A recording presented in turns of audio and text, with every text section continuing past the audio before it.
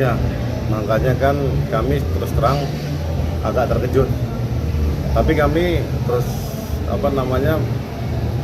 mendukung ya, terutama Kapolda udah turun tangan, kemudian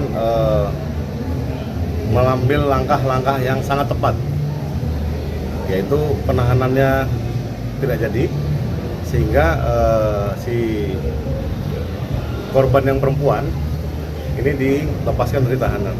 Nah, makanya sebetulnya saya mengkritisi Polres Depok untuk lebih objektif dalam penanganan kasus KDRT sendiri. Memang kalau namanya dia psikis ya, korban dari KDRT secara psikis itu harus didalamin, karena dia implikasinya tidak langsung, tapi dalam pikirannya dia, kemudian itu berlangsung cukup lama, kemungkinan besar itu membekas. Nah, pada suatu waktu meledak, mengakibatkan ya itu tadi ada eksesnya ya, mengakibatkan si korban laki-laki ini juga terluka. Makanya polisi mengambil langkah mungkin yang cukup mudah, kalau ada yang dirawat, sehingga yang melakukan itu, yang diduga melakukan, akan diambil tindakan itu. Makanya dalam kasus saling lapor ini memang kecermatan dan ketelitian serta kehati-hatian dalam mengambil sebuah keputusan untuk menahan atau tidak itu subjektif memang ya dari pihak kepolisian.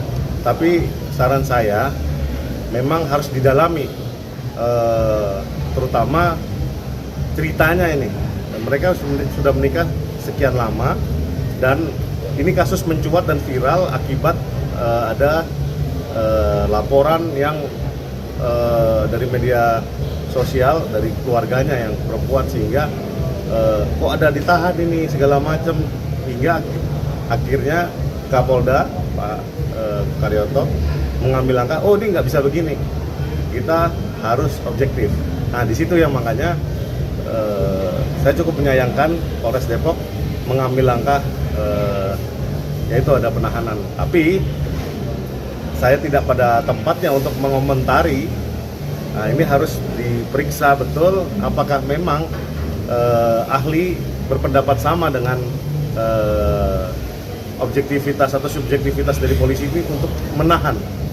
Karena terus terang ini KDRT, kejahatan dalam rumah tangga. Artinya sebetulnya cukup dimediasi, dan memang kalau sudah tidak ada kecocokan lagi atau saling menyakiti, baiknya pisah. Yang jelas memang membela diri itu adalah hak, dan itu merupakan hak yang mendasar terhadap manusia. Ketika ada kejahatan yang menimpa kita, membela diri adalah yang pertama kali akan dilakukan. Jangan sampai kita menjadi korban yang konyol, mau dibegal, mau diapa. Kita harus menyelamatkan diri dulu. Nah, ketika tindakan itu eksesif alias berlebihan yang menyebabkan orang terluka atau menyebabkan kematian, nah itu yang menjadi bahaya. Makanya ketika ada kekerasan, jauhi urusan kekerasan, kalau bisa dihindari dulu, sehingga keadaan itu bisa diatasi dengan mediasi atau cara keluargaan. Karena ketika itu udah muncul kekerasan, kemudian berakibat cederanya seseorang, kemudian menyebabkan hilangnya nyawa seseorang, itu nanti pihak polisi akan masuk. Kalau KDRT sendiri cukup jelas ya, itu undang-undang perlindungan perempuan bisa dipakai, kemudian kalau yang pasalnya untuk menahan kan itu 351 ya. Makanya apalagi dia menyebabkan laki-lakinya terluka. Makanya ini harus hati-hati di sini. Tapi alhamdulillah ya, kalau kata orang sekarang no justice, no viral, no viral, no justice. Kita sebagai masyarakat punya kontrol sosial dan kontrol hukum yang sangat kuat. Maka jangan segan-segan kita untuk peduli dengan lingkungan kita.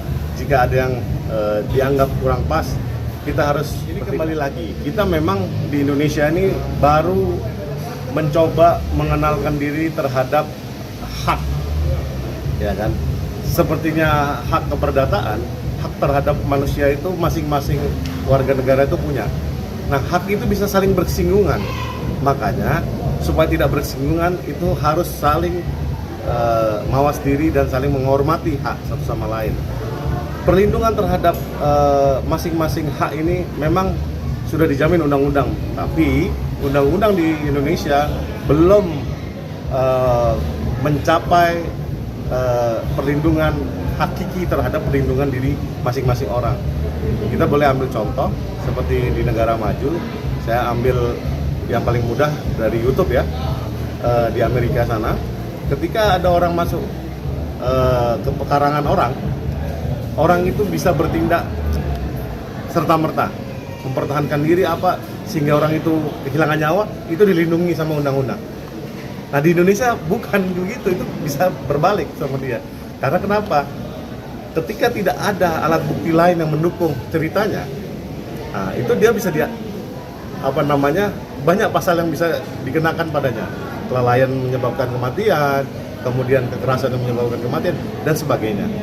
Ini yang memang mesti kita harapkan di KUHP yang baru nih, ya ini jauh lebih baik.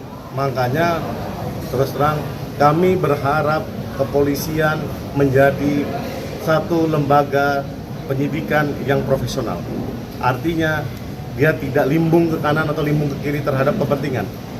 Dia harus tegak lurus terhadap keadilan dan kebenaran, sehingga fakta di lapangan tidak dicemari oleh kepentingan-kepentingan yang sehingga mengakibatkan penyidikan dan penyelidikan itu bisa geser kanan atau geser kiri. Memang kalau sudah tidak bisa didamaikan, kedua belah pihak baiknya pisah, karena udah nggak sehat ini. Itu dari kacamata keluarga ya, institusi keluarga. Tapi kalau memang ya kita nggak tahu ya, kalau memang tiba-tiba dia saling cinta lagi ya kita nggak tahu. Tapi ada baiknya memang kedua orang ini sudah tidak lagi bersama. Gitu. Oke. Siap. Thank you, Bang.